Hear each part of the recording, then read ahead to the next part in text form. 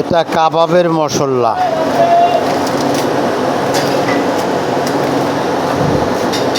প্রায় 70-80 আইটেম আছে, সব কিছু একসাথে মিক্সার করে ভাজি করা হচ্ছে, গরম করা হচ্ছে। একটু মচমচে হইলে মেশিনে ভাঙাইতে সুবিধা হইব। এটার নাম বৃন্দাবন, কেউ বলে খসখস।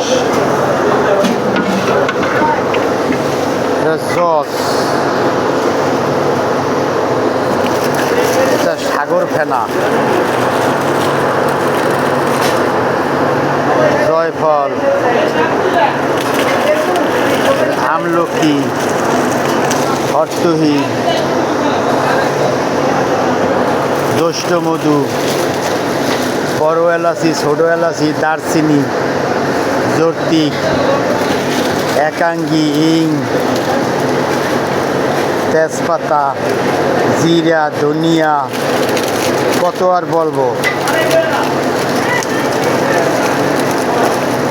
আমলকি, বহেরা, হরতুকি, গিলা, লাডা, স্টার, কাবাব চিনি, এইরকমভাবে 70-80 আইটেম আছে। এরা এখন গরম করে একটু হালকা ঠান্ডা করে মেশিনে ভাঙাইলে ফিনিশিংটা ভালো হবে। যে কাবাব খাইতে আছেন, কাবাব খাচ্ছেন, এই মশলা দিয়েই তৈরি। এই জন্যে এত স্বাদ। এই মেশিনে ভাঙানোর পরে এই গুঁড়া হবে, এইভাবে হবে পাখি। খুবই সুন্দর সুস্বাদু ঘেরান।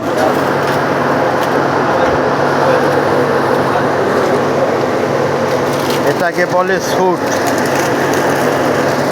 আনারকলি, গোলাপকলি, এরান্ডার গিরা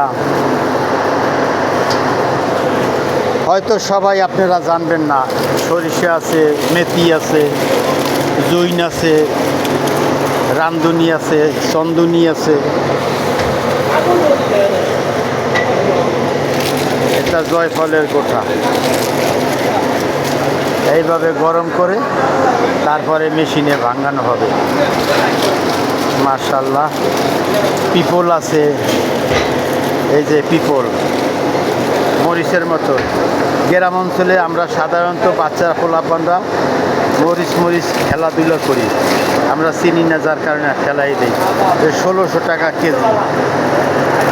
এই যে স্টার, এটার নাম স্টার।